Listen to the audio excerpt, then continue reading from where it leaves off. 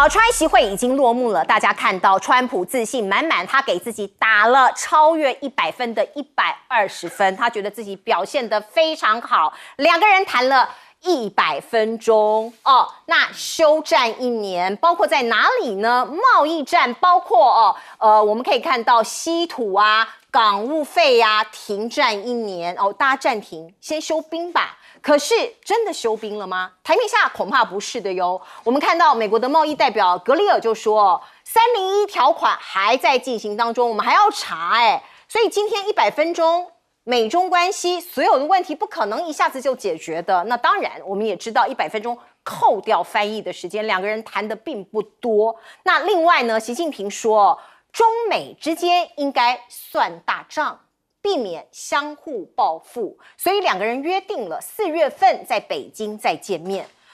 什么叫做算大账呢？拉长合作清单，避免陷入相互报复的恶性循环。而另外，我们来看看中国大陆单独官宣川习会表示非常重要。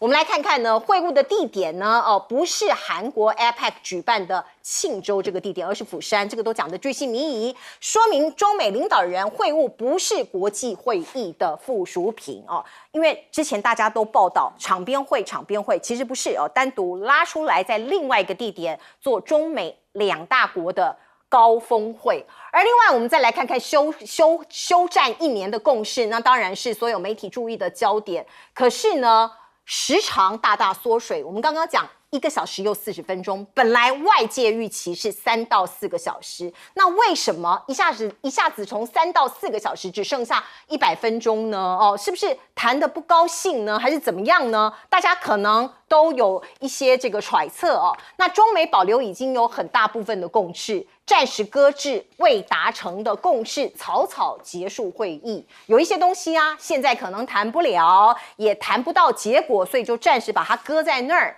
那另外呢，我们来看看这个画面，在川习会结束之后，川普送习近平上车，你看到两个人并肩走出来，旁边挂的是中国跟美国的国旗，两个人握手。您看到川普还低声跟习近平说了一声什么附在他耳边，然后送习近平上车。那我们看到川普非常有自信，他说这是一次巨大的成功。满分10分的话呢，他给川习会打12分这是他自信的表现。他到底成功在哪里呢？川普可能也要为自己国内的人民做一些交代，包括什么大豆、高粱他说中国愿意买进我们的大豆高粱，所以他跟农民喊话了，说赶快去发大财，去买农耕机。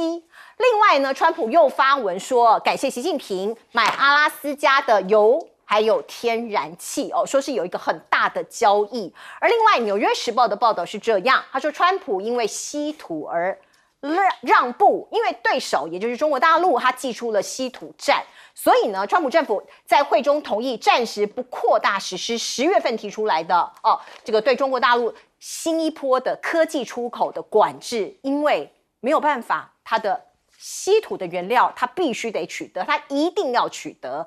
而另外呢，《纽约时报》特别讲了，外界认为北京成功迫使美方在稀土问题上面让步那某种程度来看呢，北京在这一次也取得了一个很大的成功。另外，我们看到中国大陆没有做太多让步这个是纽时看川习会，我刚刚讲了，他们认为川普看起来表面上好像赢了面子，你看中国大陆跟我们买大豆了呀中国大陆各种方方面面可是你输了里子，因为中国只靠着2招，我刚刚讲停止买你的黄豆你这个黄豆我就不进口了，还有管制稀土出口，这2件事，这2招就让川普某种程度往后退了。来，请教赖老师。这一次是很难得的这个美国的主流媒体跟大陆的主流媒体都有一致的共识。这个共识就是这次谈得很好，但是问题就在于川普输了，习近平赢了这是很难得的两方都共同的共识。也就是说，不管是《纽约时报》、CNN， 还有美国的主流媒体，都认为这次中方打了一个胜仗。那美国输得还蛮惨的这个最主要是这样的，因为格里尔虽然说事后又放出狠话来，可是已经由不得格里尔了为什么说由不得格里尔？因为这个稀土的条例还在，没有拿掉。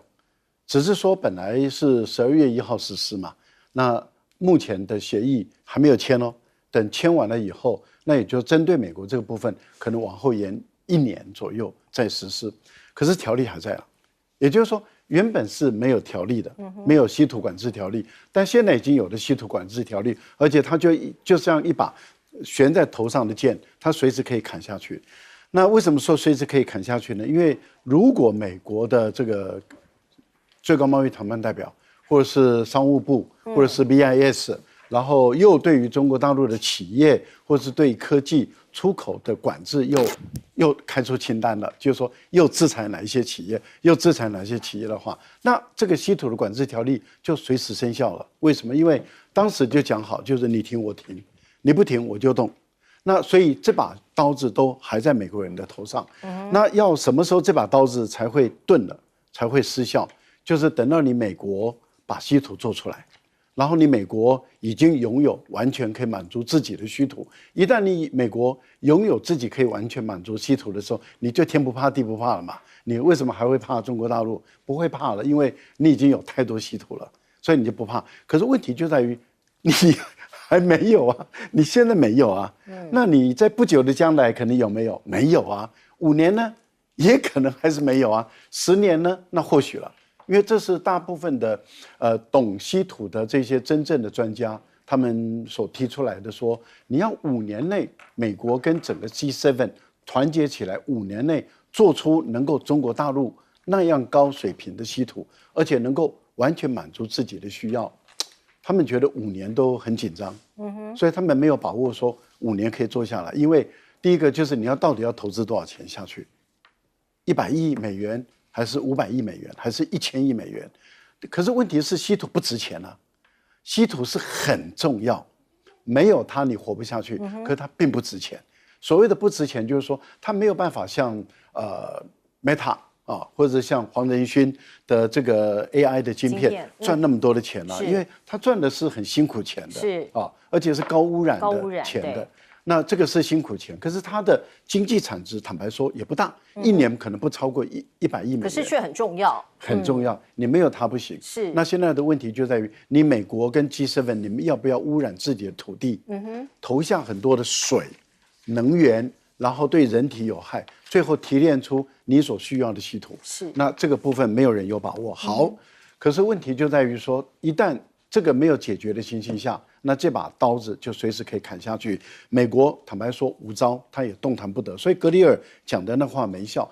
那为什么大家都会评估说这次大陆是赢了？因为你看啊，美国白宫它是率先发布说10月30号，举行的地点是在庆州。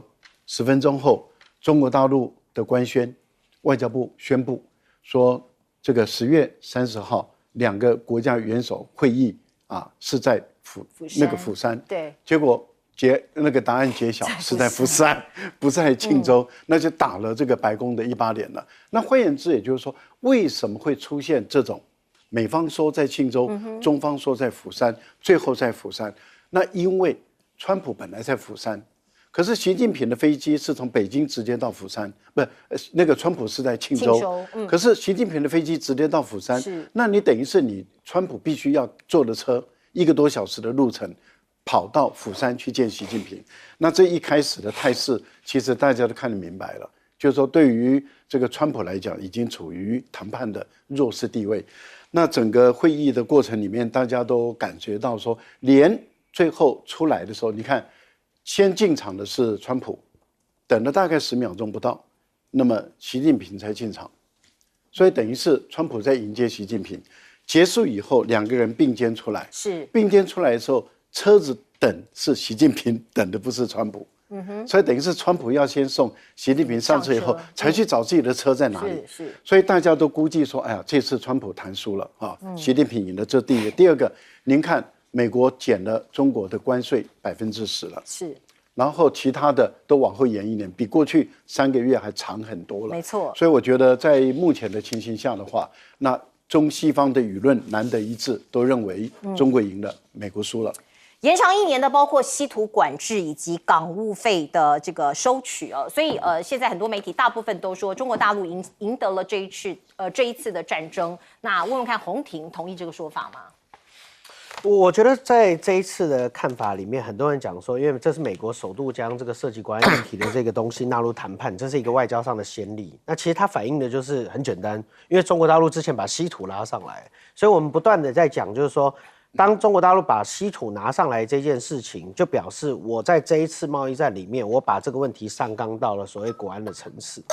那这更反映了另外一件事情，就是每一次华府的精英派在看到川普跟美中之间在进行贸易战的时候，包括 Paul Krugman 最常讲，就是川普你到底准备了什么？我怎么看你一点招都没有？然后你根本不知道什么东西会被人家卡，然后你就开始做一大堆的这样子的一个斗争。所以我觉得这一次的反应，你只能我的看法稍微保守一点。第一点就是说，这是中美共同在做一个降温。你从习近平的讲话，你就可以看到，习近平在讲就是说，我们来算大账，我们不要什么，我们不要相互的去做所谓的这些报复来报复去，因为彼此之间为了创造出可谈判的筹码，一直在出招啊，什么港口税啦、船舶税啦、这个稀土啦，然后这边在丢晶片啦这些部分。那你说最后我们要来看这个东西的时候，我觉得核心议题还是国安，因为其实我一再强调，中国大陆其实不太 care 就是关税到底到哪里去。两个问题，一个部分就是说，因为美国国内在关税上有法制的上的问题，这是第一点。第二点是，只要符合 WTO 的非歧视性原则，所有人缴的钱都一样。其实对中国大陆来讲，他觉得说那成本最后就是让你消费者去转嫁，但他重视的是什么？你要钱可以，要命不行。什么叫要命？就你如果要卡死我的关键东西，特别是什么？所以关键在哪里？就是晶片。对，所以 Blackwell， 我觉得 Blackwell 接下来到底会是什么样的状况，取决了中国大陆在这一次有没有权益。如果 Blackwell 也放开了，那我个人认为就是说，那就是整个中国在谈判的过程中完全抓到了美国的软肋嘛，就是说你不给我晶片可以啊，那我就卡死你稀土，大家一起死嘛，都不要，你不要我也不要。那如果到最后 Blackwell 还是在摇晃的过程当中，那没有一个定数的时候，那你只能说双方彼此之间持平，那就接下来看延长赛。但我觉得观众朋友要了解一件事，就是以中国大陆的政治体制来讲，所有的共同协议、共同声明，甚至任何的这些比较大的谈判的这些 deal， 绝对不可能在外国，一定是要在他自己的场合里面。因为他就是一个比较行礼如仪的，他没有办法接受他的领导人像普丁一样，跟川普一样，两个一起在这个国外，然后直接问了，直接被 ambush。所以在这个问题上面，我觉得最后的关键还是要看明年他们会谈的这个状况。4月，我只能说这一次的韩国是双方初步的一个接触，双方有一个 goodwill，就是我们两个非见不可。为什么？因为如果我们两个再不见面，可能很多冲突都要炸开来。对。只是就是说到最后我们到底能谈成些什么，那就等到这个川普到北京再来说。可是光是川普到北京这件事情，我觉得对中共跟对习近平来讲就非常有意义。因为在他迈向第4任的任期的时候，他把所有的国家甚至所有的领导者几乎都邀过去了，展现出他是大家的一个对手，也是大家的朋友的这样的一个态势啊。所以现在很多人都说 G2 哦，就是东方跟西方两大国这个局面已经完完全全的成型了。来，请教舰长怎么看？这个完完全全成型了，而且这个场是谁造成的？就是川普造成的。也就是说，这一次我们看到了这个所有的举措，其实是中国大陆协助川普总统体面的解决川普自己挖的坑。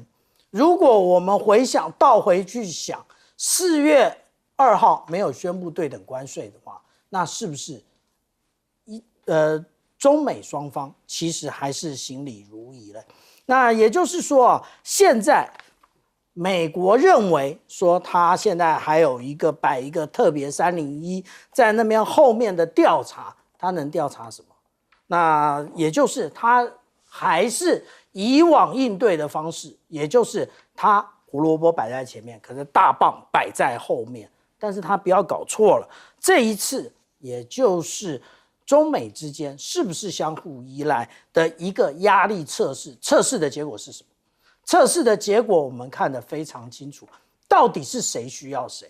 应该是，从 CNN、从华尔街日报，甚至从纽约时报都讲得非常清楚。现在也就是川普需要中国，那所以我们这样讲啊，截至目前为止，那大家都很体面的结束了这么一回合，最起码1年以后我们才看得出结果。但是不要忘了那现在其实是进入到 APEC 峰会，也就是我们第2段要讨论的。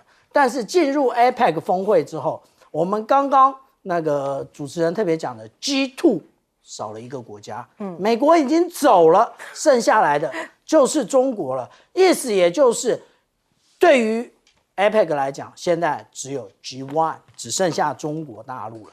所以川普自己做了一个场给中国，也就是真正的坐实了中国崛起。是没有错，因为川普已经回到美国去了，所以现在看到在 APEC 在韩国的庆州，其实只有一个大国，就是中国大陆。所以呢，大家排队要见习近平。我们看到包括地主国李在明第一次见到习近平，两个人握手，并且互相问好。李在明看起来有充分的微笑，露齿而笑，可是习近平看起来是面无表情那这些画面呢，观众朋友都可以透过镜头一言一行一举一动，其实大家都放大来看。习近平非常的严肃，就在他跟川普见面的时候，其实媒体也都报道说，习近平几乎没有笑容。那我们看到呢，李在明有发表一些说法，他说愿意跟习近平一起推动中韩互惠的合作。那就在习近平访韩前夕，其实他都已经对媒体讲了说是中韩互惠的合作要打造一个让两国民众可以切身感受到的成果，而南韩的这些大咖我说的是商业界的大咖，也排队想要见习近平包括在 APEC 峰会的最后一天，习近平将会跟中韩企业家共进晚宴。在南韩的企业家部分呢，你可以数得起来的、排得上名的，三星电子的李在镕、SK 集团的崔泰元、现代汽车集团的郑义轩，以及 LG 集团的具光墨这个韩国的大咖的企业家都是座上宾。而另外，川普跑去哪儿呢？他回到美国过他的万圣节 Halloween 这个很重要啊他对小朋友这个发糖果那这是在这个 Halloween 结束前几个小时，他终于赶上了那当然，对于川普来说，或对于西方人这个每一个人的价值观不一样，只是韩国可以说有一点真心换绝情啊！你看到他还特别送给这个川普金皇冠还准备了川普最喜欢的零卡的可乐。可是川普并没有来参与这个整个 APEC 的活动。而另外呢，高市早苗这一次的表现也让很多日本人觉得，你是不是有点太谄媚了呀？他今天见习近平两个人的这个握手啦、讲话啦，或者是表情啦，当然也被媒体放大来检视，两个人脸上都有笑容。可是相对于2014年习近平在见当时的首相安倍晋三的时候，说是全程面无表情。2022年他跟岸田文雄见面的时候，从一开始就露出了笑容所以他对高市早苗这个所谓女安倍到底心里怎么想的呢？我们其实看不太出来，有笑一下，可是之后就收起了笑容。那我们再来看看，包括中国的商务部长跟日本的经产大臣有座谈，讲的还是稀土。因为稀土对全世界来说都非常的重要，我们在上一节已经说过了。而另外，日韩首度这个所谓的高理会，两国的元首领袖来做一个这个穿梭外交这样子的 APEC 的一个国际的峰会、国际的盛会。那当然，这些领导人要谈国家的利益，可是有时候你的一些动作也会被国内的民众来批评，像是高市早苗他突然在跟李在明会晤之后，两个人握手，也拍了照，他转身向韩国的国旗鞠躬那有人就觉得说，你这个动作可能对于日本人来讲觉得怪怪的那也有人说，之前日本人羞辱尹锡悦，说他对日本的国旗鞠躬，现在回力镖来了，因为这是上一届的总统做的事情。而另外，我们再来看看高市早苗对于川普总统，那更是有人就是用谄媚外交来形容。你看到他们到这个横须贺港去绕军的时候呢，高市早苗是伸出了他的手，很开心呐，好像在参加 party 一样哦。那也许他是受到现场美军的一些气氛的一个这个感动或者是响应，所以他又举手挥手喊耶耶，这里是日本哈。那我们看到日本有100个以上的美军基地，在那些美军面前哦，由支持率低下哦，美国国内正在举行反川普大游行的统领的介绍日本首相哦，他开心的蹦蹦跳跳喊耶哦，他们觉得很悲哀。这是日本的网友，我们只是举出一个例子来说哦，因为有些网友是觉得这样子有一点丧权入国这样子的一个感觉。而另外我们来看看呢，与其说是同盟，不如说是服从哦。也有网友这样讲，说这里是东京哎，你奉献给这个川普总统的是美国米。给他吃的是美国的食物哦，完完全全没有凸显这个日本人或者是日本在地的一个特色跟优势。而且你看到高市早苗在跟川普总统互动的时候，看起来小鸟依人，是个小女人。可是不要忘了，你是日本的首相哦。你看到很多的网友就剪辑了2个人互动的影片，认为高市早苗这些举措，其实在国际场合上来看都非常的不宜。来，请教赖老师。中韩的关系是在尹锡悦的这5年降到谷底因为尹锡悦上台了以后他的整个外交政策改变了过去韩国做中美之间平衡的一个政策。过去因为韩国他清楚知道中国大陆对于韩国的经济是第一大贸易伙伴，对于朝鲜具有巨大的影响力，在东北亚的局势中，他跟俄罗斯的关系又极好，所以他对于韩国本身来说扮演的具有很重要的一个角色。那韩国本身又一定是亲美的因为它需要美国的安全上的保护跟科技技术方面的还有市场上的满足所以韩国一定是亲美。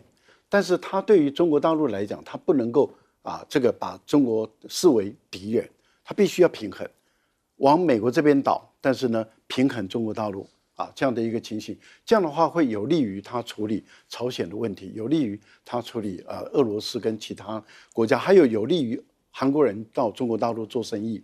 那这个是过去的几任的国家元首他们的总统都采用这个战略，这个战略基本上是成熟稳健的。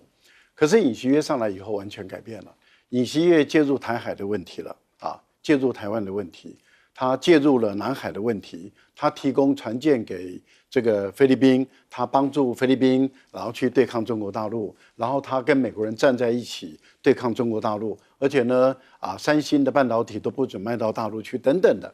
那也就是说尹锡悦完全的把中韩的关系破坏了，所以中韩的关系降到冰点。那现在李在明上来了以后，他很清楚知道他要把这个已经完全倒向美国，然后敌对中国，要把它拉回来。可是国内已经被养成一股势力，这股势力跟美国的特工绝对有关系除了跟美国的特工有关系，跟美国国会的民主基金会也绝对有关系，也跟尹锡悦的所属的政党国民力量党，他们是交织在一起。这股交织在一起的就是仇中反中的这样一股力量。所以尹锡悦他自己就说，我们国内一直有一种仇外的情绪，这种团体是不应该的。因为你今天你对中国大陆那么的敌视，你今天还希望中国大陆跟你做生意，还希望大陆的游客到韩国来，那你这个等于是痴心妄想嘛。你不能够一方面说我敌视你我恨死你，然后你又说我要来赚你的钱，我又说你到我们的地方来观光旅游，这好像跟台湾某个绿色的政党很像好像就说我恨死你，然后但是你要到我们观光来你要给我赚钱我觉得这个是很奇怪的一种心态。好，那李在明想要平衡，但是坦白说，对中国大陆来讲，对于韩国的这样反复，他已经没有很大的信心了。所以你会发现，大陆基本上跟韩国的处理，它是很谨慎的，一步一步走，看韩国下一步会怎么走。因为他们都清楚知道，大陆很清楚知道，美国一拉，韩国人又变了。美国一拉，因为本来你看10年前的时候是谁登上天安门去参加9·3阅兵？10年前朴槿惠。朴槿惠对。可是朴槿惠等于是他都登上9·3阅兵了，怎么会突然间他又转向美国了？这个代表什么？美国一拉，他们就转了所以韩国是如此。然后尹锡悦是50，所以我个人认为，对大陆来讲的话，对韩国这样子翻来覆去，我觉得他们一直保有警惕的一个心啊，这是第一个。第二个呢，这个川普不参加 APEC 会议，是因为 APEC 要谈的是多元多极体系，要讲的是这个贸易自由化。这个对川普来讲，这颜面无光嘛，因为川普搞的就是保护主义嘛，保护主义要对抗自由贸易，那所以川普不参加。一不参加的时候，我们看到 APEC 的这么大的舞台，其实就完全是中国的光环了，因为中国是整个 APEC 里面最强大的国家，它跟所有的国家都是第一大贸易伙伴，不是美国。是啊，那这样的情形下，当然大家都围绕着中国大陆来走，所以美国的美媒自己都说，川普把这么大的舞台拱手让给习近平。是。让这个舞台上面就一个人在表演，一个人在表演。来请教洪庭。我觉得你可以从高市早苗的这些动作里面来看，他真是一个非常特别的政治人物所以我后来还去研究了一下他以前年轻的时候当过暴走族，玩过摇滚乐跟重金属。最妙的是他跟她老公怎么结婚的。是她落选议员的时候，她老公来接收她的办公室，然后她老公就问她说还缺什么，然后她老公跟她开玩笑说就缺你一个，然后后来两个人就撩妹哎，对，然后后来两个人就因为这样子就接触了，然后最后就在一起了。哎，你这八卦很懂哎。对，然后那中间还离婚，后来又离婚了，然后最妙的是中间又离婚，然后后来又复婚，同一个人吗？同一个人，然后复婚的时候。结婚的时候是高氏冠夫姓，复婚的时候是男生冠女生的，干高氏厉害。所以你可以看到，再加上你看我们在台湾看日本，一开始在看的时候，高氏一度的首相他是难产的，对。可是你看后来他在整个运筹帷幄底下做到这件事情，然后他刚当选，川普就来。我认为日本在这方面跟高氏下了非常非常大的功夫，在面对川普的这件事情上面，所以他这个才叫什么出口转内销最厉害的手段。在这一次他跟川普的这个动作里面，好，虽然很多人说他谄媚，可是川普在对他的这整个的态度里面，你可以看得到，就是说他几乎是完全一体的，就是说好，美国支持我，是我就代表美国路线。所以对高市来讲，他在国内的威信是完全 OK 的。所以你看高市在用川普，那川普何尝不在用高市？所以很多人在解读的过程中，我们也有一些细部跟别人不一样的看法，就是他还是有一些落差的。因为你看，川普在跟他的互动之中，包括在 Marine One， 他虽然是第一个坐上这个陆战队1号的人，但是他坐的是椅背。他在跟川普合照的时候，他坐在椅背上面，扶手了。这个对，就扶手。这个其实不是一个很奇怪、很平起平坐的态势。然后再来就是在安倍的过程之中，以前日本首相来都会邀请川普吃什么？吃寿司。对啊，吃晚餐。但这一次在高市上面，他们是没有的，他们只有一个简单的中餐，而且那个午餐是比较简单的。所以你看这里面还是有一些程度上的差异。可是你可以讲，就是说高市借由在这一次接待川普的这整个态势里面，他其实完成了他在日本自己国内政权的稳定性，特别是在年轻的族群上面。所以在高市，我觉得高市这个人你真的不能小看他。还有就是说，我觉得他展现了一个态势，我真的也希望就是说，假设民进党真的要学，赖清德真的要学，你好好学。真的拍马屁是这种拍法，谄媚也要谄媚这样像一点，而不是什么在外面在那边讲说，哎呀，什么人家想要这个诺贝尔奖，然后就说，哎，你把我也解决了，你才有办法拿诺贝尔奖，就是拍马屁拍不到点上，还拍在马腿上。所以真正的国际政治是非常非常复杂。你看高市用了多少的功夫把川普直接抓过来，然后稳定他自己国内的这样的一个态势以后，然后又转向到了 APEC， 他整个等级是不一样的。洪庭到底是在讽刺还是真的给赖清德这样建议？我都有啦，都有。就是说你要做，你真的要做，拜托你做到底嘛，做足，对不对？不要做到一半。对啊。对啦，的确，我其实也蛮认同洪庭的说法的。你至少要有贡献吧？如果说是对国家有实质利益的贡献的话，那牺牲自己一点被骂，可能还没有关系。而且你一定要拿到些什么。我还再次强调，这一次赖清德里面有一个重点是，他一直告诉我们说关税谈好了，可是现在呢？都没啊。这个很怪啊。好，我来插播一则最新的消息，是习高会刚刚落幕了，也就是习近平跟高市早苗的高峰会进行了30分钟，落幕了。我们看到呢，全程高市早苗都挂着笑容，可是我们看到习近平一样其实他是面无表情的。那高市早苗说，中国是日本重要的邻国他讲的这一句话，来请教舰长。我们大家都拿着显微镜来看高市早苗那但是实际上来讲，他的表现呢，根本不像是首相，他其实像是迷妹而且呢，他跟川普在走的时候呢，为什么这个手还在这边，然后川普还这样子拍一拍？所以刚刚主持人讲说这个是个 party， 不，网络上讲这是一个婚宴，对，然后但是呢，婚宴里面赔上的是我们还不知道日本要付出多少的代价。那至于说我们大家讲到说，有关于为什么习近平主席看到这个高市他还面带，就是说脸色比较和缓因为高市早苗以往他是非常右倾的，而且他一天到晚到靖国神社去，但是从他担任自民党党魁到目前为止没有这个风声。那这个也就是习近平主席对于他目前的表现的一种肯定。但是我们看到另外一边，也就是李在明，那可就没有什么好脸色了。为什么？因为第一个，我相信93的阅兵一定有邀请韩国，可是你没来。那你没来也就算了，你现在还搞了一个有关于核动力潜舰，那是我们下一趴要讲的。可是这一个问题马上就会回到这个回力球，马上就会打回日本。为什么？当你韩国有这样的一个装备的时候，日本难道不想吗？这个其实是我们讲到当年拜登任内的一个延伸威慑的一个手段，也就是美国出动核攻击或者是战略核潜舰，可是现在让你韩国自己做，那做了之后，日本需不需要？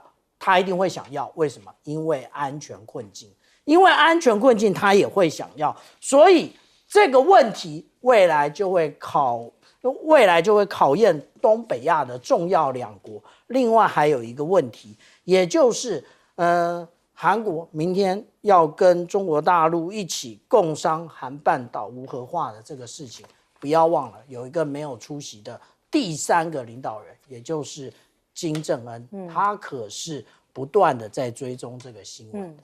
是，刚刚舰长讲到核半岛，就是韩半岛无核化这件事情，可是美国却反其道而行。我们看到川普前一阵子他下令要重启核试，他选在这个时间点，《纽约时报》说非常的诡异。如果真的要这样执行的话，是美国33年以来第一次进行核试因为他已经很久没有做这件事情了。那《纽约时报》还特别指出来说，中国大陆其实在新疆这里包括罗布泊核试验场，他们认为在重启某种建设工程这是透过这个卫星的这个图片来判断的。他说可能在地下有核试验的新隧道，有助于中国研发新型的核武器。那是不是美国因为搜集到什么样的情报，所以他们也要做相关的一个核试验呢？或者是核试？那我们再来看看刚刚的核潜艇，这是川普他同意在韩国在美国制造核潜艇，还需要10年才能够完工。这是来自于韩国海军作战司令江东吉，他礼拜4在美国的听证会上指出，说这个开工的日期都还没有定呢，所以即使最快做出决定，也要到2030年之后才可能完工所以还是有一段日子。不过我们再来看看，包括美国他下令这个航舰继续使用蒸汽，这在我们过去呢其实有讨论过所谓的蒸汽弹射弹，因为川普说我比较喜欢用这个蒸汽的，可是美国已经花了几百万美元在测试这个所谓的电磁弹射系统。那你现在 discontinue 不做了，是浪费，而且是技术上面的停滞。你不做，别人都在进步，那未来可能你会落后更多。而另外呢，我们再来看看中国大陆在航天这边的进步哦，这是神舟21号哦，准备在今天发射的，而且是第一次带老鼠上太空哦。我们看到3.5个小时快速交会对接哦，缩短时间，提升太空人进驻的效率，这是中国大陆在航天这方面的雄心壮志。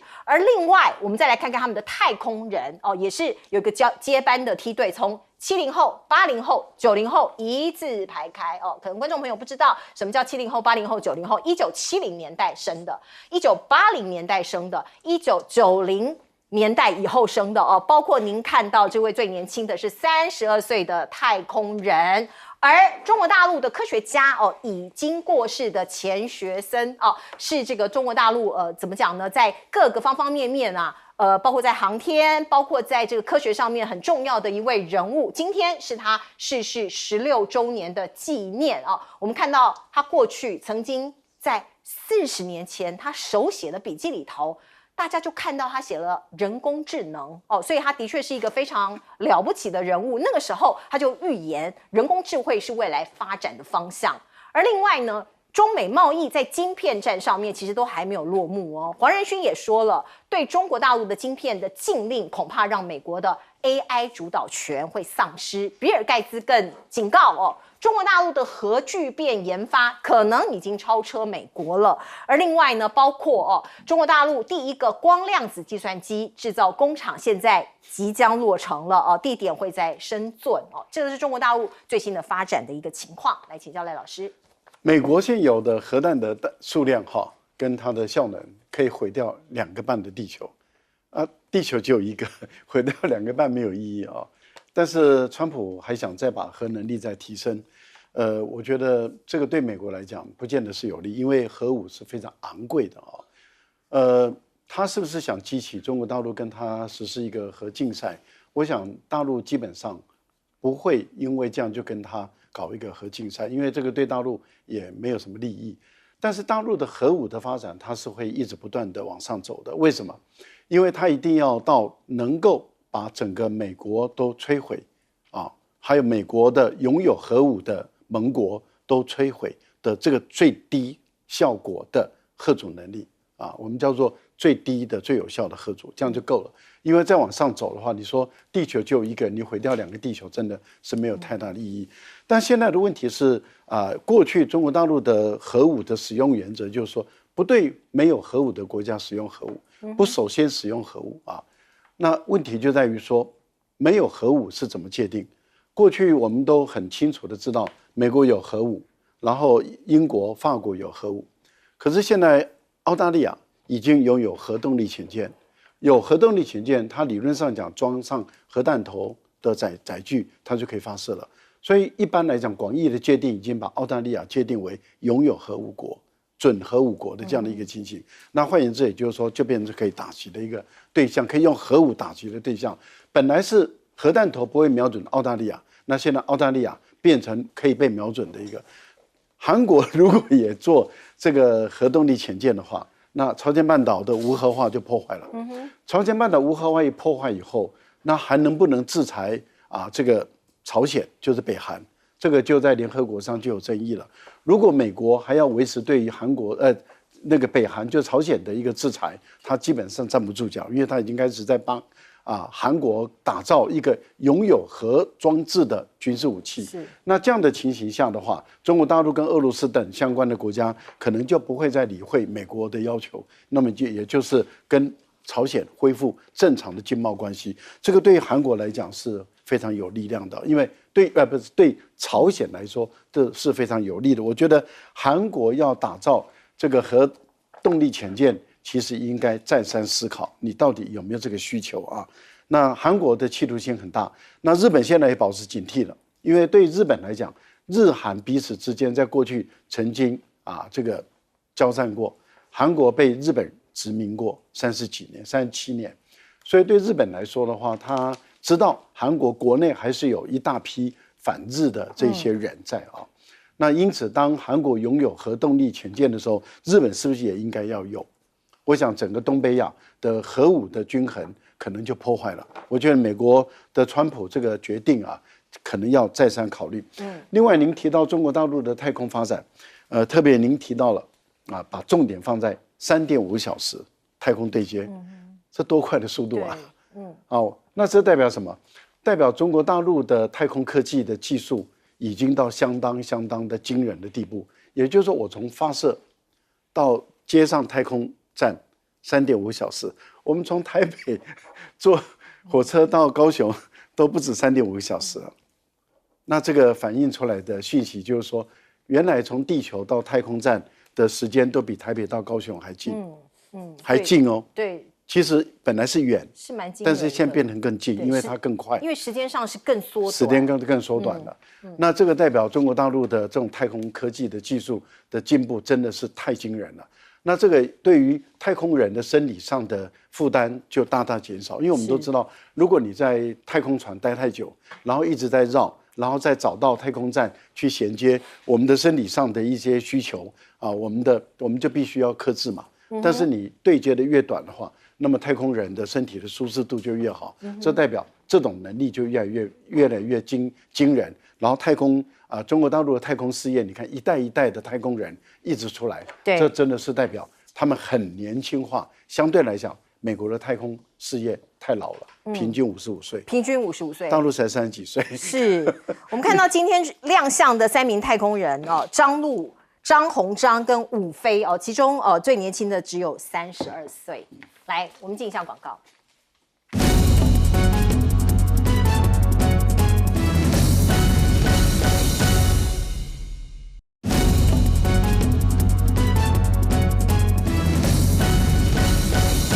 好，我们看到川普批准韩国在美国造核子潜舰这件事情有什么样的重要性？来请教舰长。其实必须要这样讲啊，南韩非常会谈判。为什么？因为川普这一任他强调几件事情：第一个，你各国都要提高军费；第二个，你都要来投资美国；第三个，除了投资之外，我需要再工业化。那这一个部分，我们就讲到啊，那个有关于这个在美国做潜舰的部分呢，一次满足。为什么？我们讲到说这个部分呢，第一个有关于就是说这一个计划呢，增加了韩国的军事开支，减少了美国的财政负担，那就是我刚刚讲的第一点，提高军费。第二点呢，韩国政府他特别强调，他寻求的是核动力，而不是核武。那第三个呢，也就是我们刚刚讲到的有关于再工业化的部分，也就是韩华集团，它要在费城造船厂做。那另外投资美国，这已承诺投资1500亿，看是不是很会谈判啊？把一件事情那通通谈定了，而且呢，在这里面还送了一个王冠啊。那他其实应该把这个玻璃罩拿下来，搞不好川普自己就带看。那其实我们这样子讲啊，这些事情，韩国这样做啊，是因为他自己的国情，不因为尹锡悦，也不因为李在明会有任何的改变。为什么？因为北韩不断的在加强他的一个飞弹的投掷能力，而且如果按照大家的说法，现在北韩应该有50颗弹头。所以我们看到，如果在2023年的韩美峰会的时候呢，我们就可以看到这个民意调查。对不起，这上面都是韩文，我跟大家解释一下。赞成韩国自己有核武器的人，韩国自己56.5%，反对的40.8%。所以我们就可以看得出来，那个韩国这样做，其实换了任何一个领导人都会这样做。好，我们进一下广告。